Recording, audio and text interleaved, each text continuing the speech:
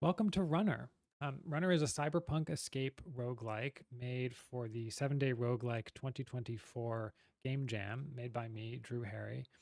And I want to talk you through it.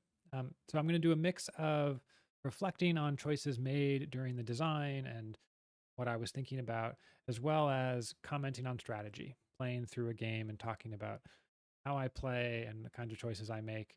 And maybe you'll learn something about how to play Runner yourself. All right, let's get started. We're going to skip the tutorial and just go straight into the game. The game starts with a section that I call the prologue, where you load into this small room. When you take a step, it says, there it is, amulet.dat. Grab it. And this is like a fun little inversion on the normal way that roguelikes operate. Often there's an object you're trying to collect at the end of a long adventure, long dungeon, or journey. It's some kind of like magical MacGuffin, something that will mark the end of your quest. And in Runner, I hand it to you immediately. And I'm doing that in part because I want to communicate that this is a game about escape, that you already have the prize and that you don't need to go looking. This isn't a game about exploration. This is a game about getting out. And so I wanted to create this little moment, a kind of in-engine cutscene is how I thought about it, where you pick up the amulet. It says alert, runner detected, hunter activated. And you see the hunter emerge behind you. So I'm showing you that that's where the hunter comes from, coming from the place that you entered the level from, and that pattern will continue in the game. But it's trivial. There's no gameplay here. I've never seen anybody fail this prologue level, although you could technically just go run back into the runner. And you don't need to use any of the moves at this point. We're just setting it up. And it gives me a chance to do a little bit of theme and writing.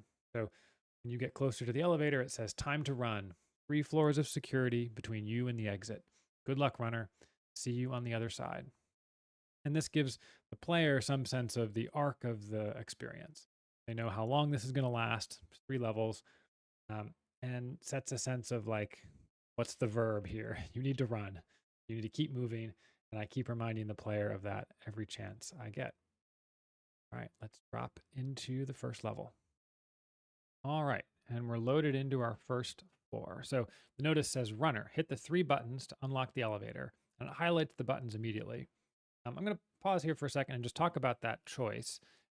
In many roguelikes, the exploration is the point of the game, that to find your objective is the work. And often in doing the looking, you encounter objectives, and the longer you stay somewhere looking for things that are valuable to you, the more damage you might incur, more hungry you might get. There's different mechanisms that punish you for exploring in different ways. But this was a game where pretty quickly realized that finding the buttons was not the interesting part. These were not going to be large levels. I made a decision that each level would be visible on the screen. So the bounds of the screen map 1-to-1 to the level itself. There's no scrolling of the screen around. And so I wasn't going to have large levels, and I wasn't going to want you to be um, hunting around a lot, in part because of the presence of the hunter. This thing following you means that backtracking is really painful and not that fun to really be like doing loops and looking for nooks and crannies. And if you miss something, you have to go all the way back. It can get really tiresome. So I had this sense that I wanted the challenge to be plotting a course to the objectives and completing that course without taking damage, but not necessarily finding them. That you should know what you're trying to do. And thematically, I just had a sense in my head, and this is not really communicated to the player, but I had a sense of like, oh, well, you're a hacker. You maybe have like an operator who is working on the outside to find the buttons for you, but you have to physically be there to press them. So that's the story I told myself for like why it made narrative sense that you might actually know where the buttons are. All right, so we're in now. Let's go hit some buttons. Now, it's important to remember that the hunter is going to arrive a certain number of turns after we enter the level. This is something that I think players sometimes can forget because the UI doesn't tell you this at all, but it's just a 20 turn clock. And so from the very start of the level, I'm going to behave pretty conservatively. I'm not going to be moving willy nilly. I'm going to be using my moves as much as I can. to maximize the distance I have from the entrance, because that's where the hunter is going to appear. So let's see, what do we want to do? We'll just do, we'll do a running jump down. That's our longest distance move. We'll head over. We're going to hit the button. Easy. Now, we need to go back up north. All right, I think what I want to do is go inside this wall. Okay, we got lucky there. And we're just going to do some efficient movement. If the hunter does come, it can't go through walls. So there we go, hunter entering floor. So we know the hunter is roughly where we came in, but it's probably going to have to come behind us unless there's a door up ahead that it knows about. The hunter knows both where I am and a complete accurate map of the building. So possible that it can chart a different course. Okay, we don't even see the hunter. So we're feeling good. We've got some good distance from it. Oh boy, that's not good. It's possible that there's like a little kink there. There is not. Can we burrow through this wall? We cannot. So we know it's a 2 thickness wall. All right, we're gonna have to double back, which is really painful. But so far we don't see the runner. The runner may be trapped in this hallway for all we know. So we're gonna do a running jump over to the right. This door is sort of vestigial. It's sort of weird to have a door next to an open area, but so be it. And we're gonna run over here, move up, hit the button. There we go. You might have noticed that little ring effect. This was an idea that I was sort of very pleased of as a designer that has made very little sense to players. What's happening there is it's trying to communicate to you the distance the hunter is from you. So the radius on that circle is the number of tiles away the hunter is from the player. And my thought was, well, if you don't see the hunter, it could be that you like pause a turn to get this like radius check. I also had in my mind something like the sonic pings in the Alien games where the soldiers have the like bing bing bing bing bing bing bing as the alien gets closer. I thought that was a really cool effect. I kind of wanted something like that. This pretty clearly does not work in the sense that players almost never have figured out what that represents. But it's still there because it's cool. All right, so I'm thinking about my path to that button. I can either go south or I can go east. I happen to know a lot about the map generation, unsurprisingly, and I'm quite confident that there will be a kind of inner hallway here. So I think what I'm going to do, go like this. This is an interesting planning problem. So I know I'm going to want to, that patrol bot is moving north, and I'm going to be able to jump over it. I don't think I can actually. Because if I move 2 to the left, it's going to move 2 up. But I'm not next to a wall that I can wall run on. So I think what I'm going to do is go right. So the heart of the movement in this game is obviously these special moves. Perfect. And the moves were one of the very first design ideas. When I started thinking about this game, the thing I thought about was, how does movement work in most roguelikes? And how would I wanted to subvert that.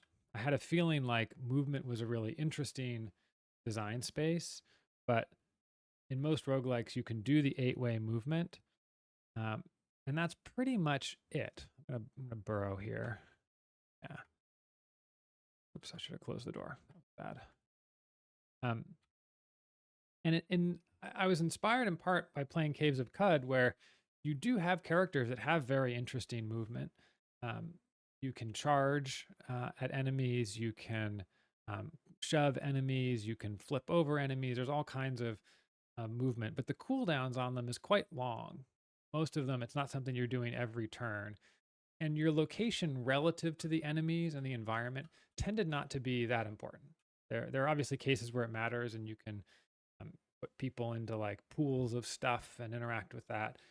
But it's not the dominant form of combat. The dominant combat is still shoot people or bump into people and deal damage.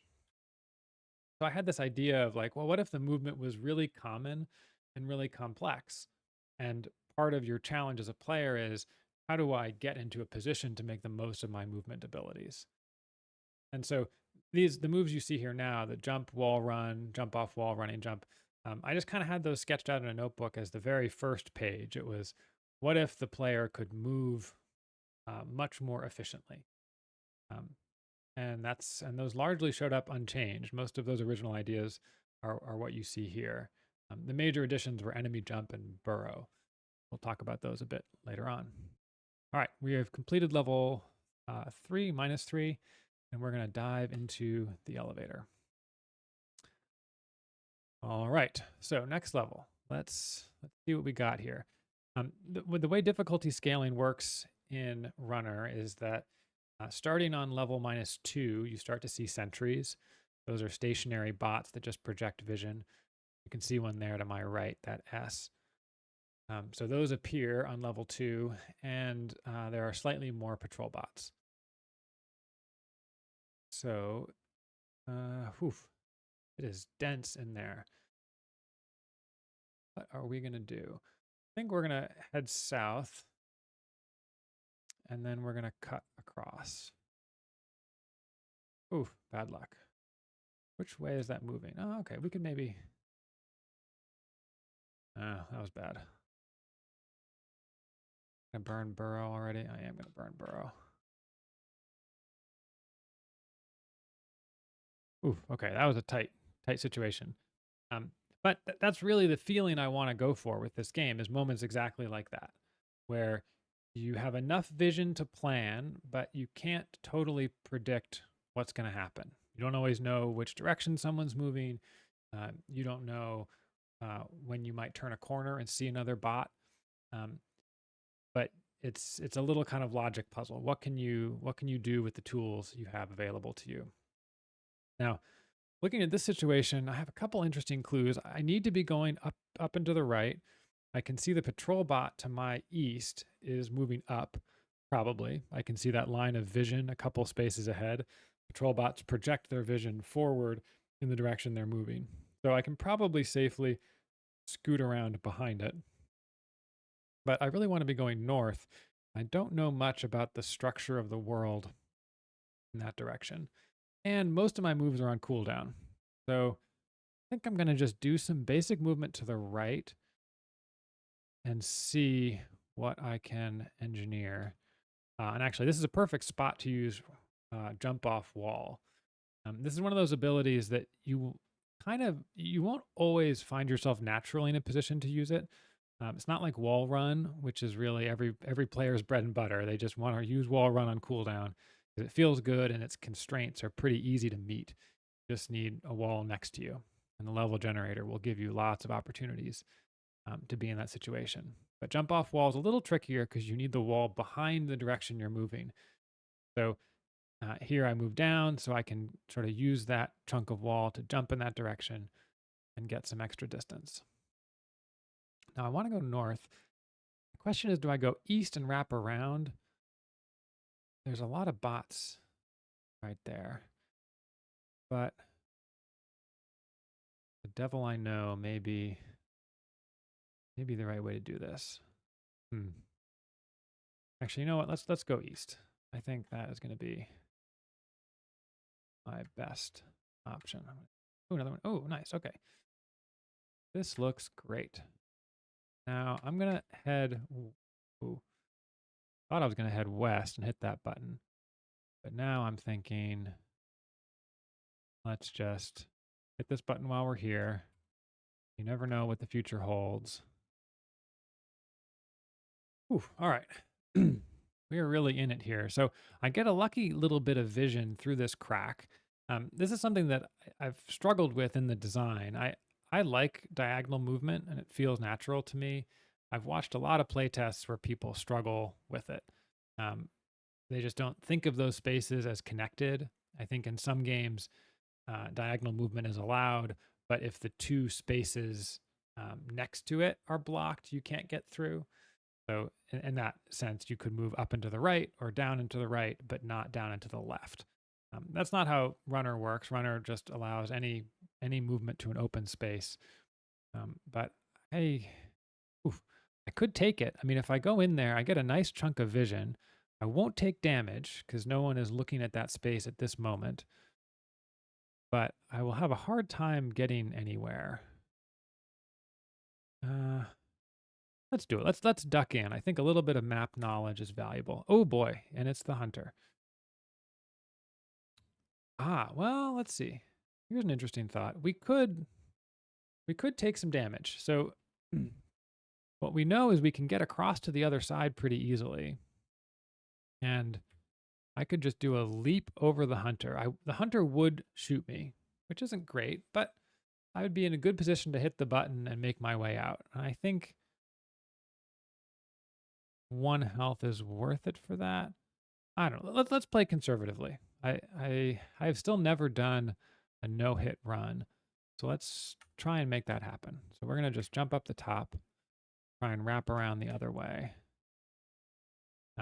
Sentries are, I like sentries as a design because they're basically just like a skill check that you have to use a skill to get by them. There's no waiting. And so it punishes you if you have used your abilities in a non-efficient manner. So in this case, jump is available, which is the perfect, simple jump across, easy. All right, now the hunter was coming around the corner there, but we're okay. We're going to hit that, and the exit is open. Now, we need to plan how to get back across there.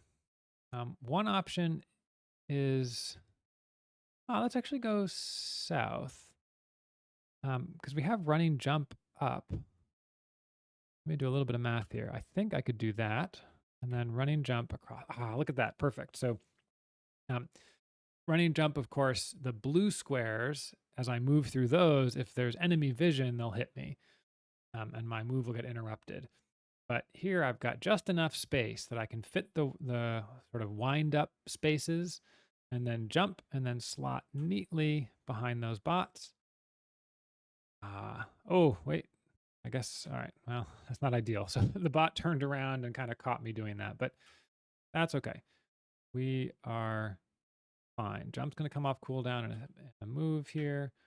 And jump across, go down, cut that corner with some diagonal movement. I can do a wall run, do a jump off wall here. And this is the rhythm that I find so satisfying. I'm so pleased that worked, that you're just kind of like stringing the moves together. You're looking for opportunities. You can use them enough that they feel impactful. You use them often enough that they're useful, but not so often that you feel like you don't have to think about it. There's a real choice. You want to get the most out of them. All right, now we're on the final level. This is level -1. Now I'm going to spoil the one surprise element to this game, which is so if you don't want spoilers, you should skip past this section.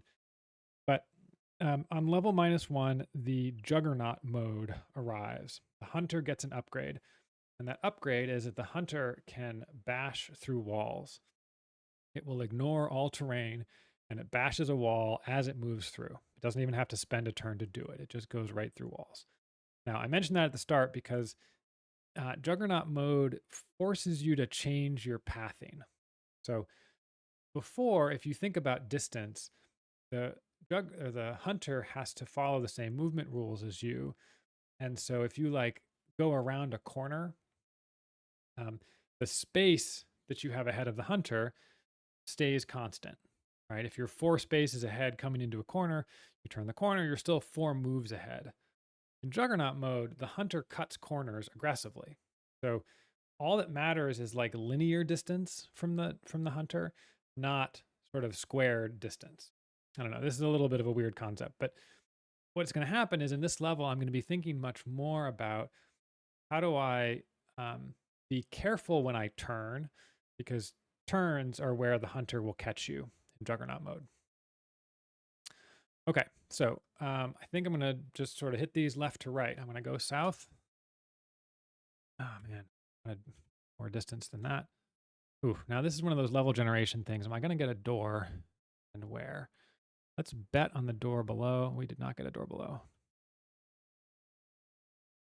Ooh, is not the most efficient movement. Oh no, there's no door down here. That's legal map gen. All right, we're gonna burn. Actually, let's think about this. So in Juggernaut mode, do I want to burn burrow? Especially since I'm going to be going up again. The other big superpower you have is enemy jump, which I haven't used much, but enemy jump is really good for setting up the hunter to come towards you and then flipping around and going the other direction. Oof. Also, let's see. The hunter's going to come soon.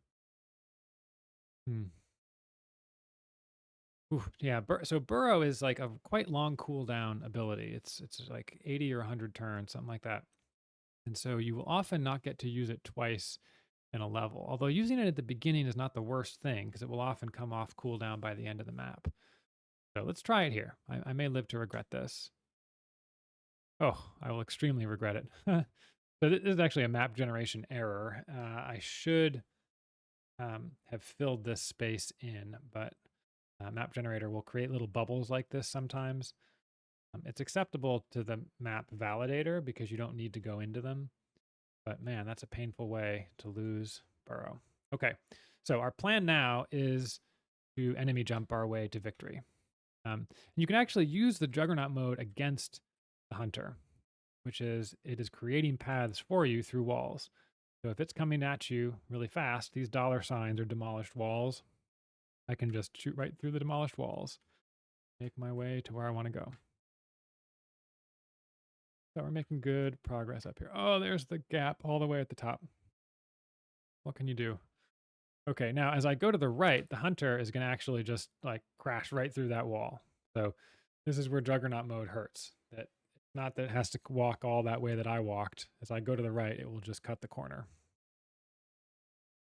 So let's see. I could try and hit those north buttons.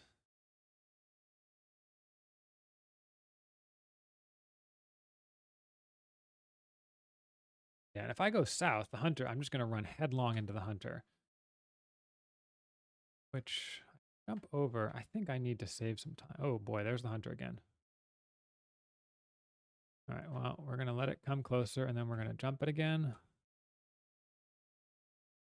Door, I'd like to use that door, but I don't know if that's... Oh, hit the wrong button. I meant to do jump off wall, and I hit running jump, and I got smacked. All right, there goes my flawless run. Now, do we head south since we're already in this like vertical corridor?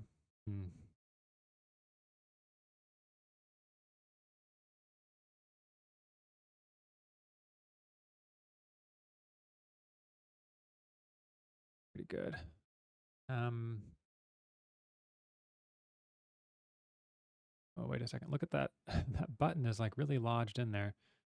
It may be we have a bad... Oh no. That illegal level generation. I've may just need to wrap around it. All right, well, we're going to do the same thing we did before. We're going to enemy jump our way over.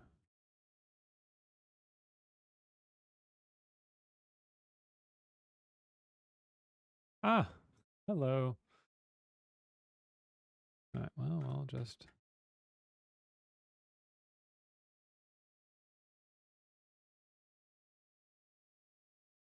make our way through.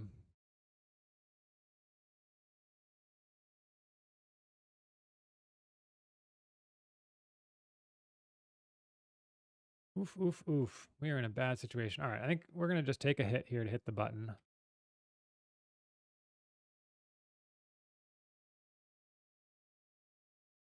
Make our way south. Wow. They're really not, there's not a hole. All right, we're going to try and burrow our way through here.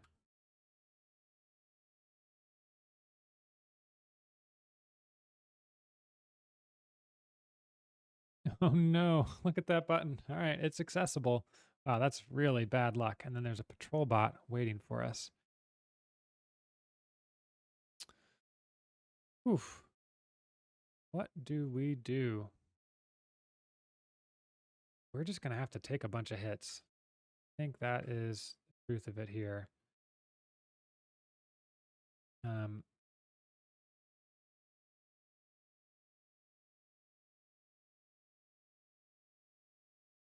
that was pretty efficient. Okay, I feel good about that. I'm feeling good about that too. Oh no, patrol bot on the other side. Um, all right, not the most efficient. Now, often I will advise you to close doors behind uh, yourself, but the Juggernaut does not care about that. All right, this is looking pretty good. Making good, efficient movement here. I can jump this, and then running jump will be off cooldown shortly. I'll pause 1. Oops, running jump 6. Boom, like that. Oh, and there we go. There's the exit. All right, and so we can dive in. So that is a playthrough of Runner from my perspective. I hope you enjoyed it. We'll dive in. We'll get that victory screen. Runner escaped. There you go. All right. Thanks for joining me. I hope it was interesting. And I would love to hear any questions or comments you have about the game in the comments. Thanks.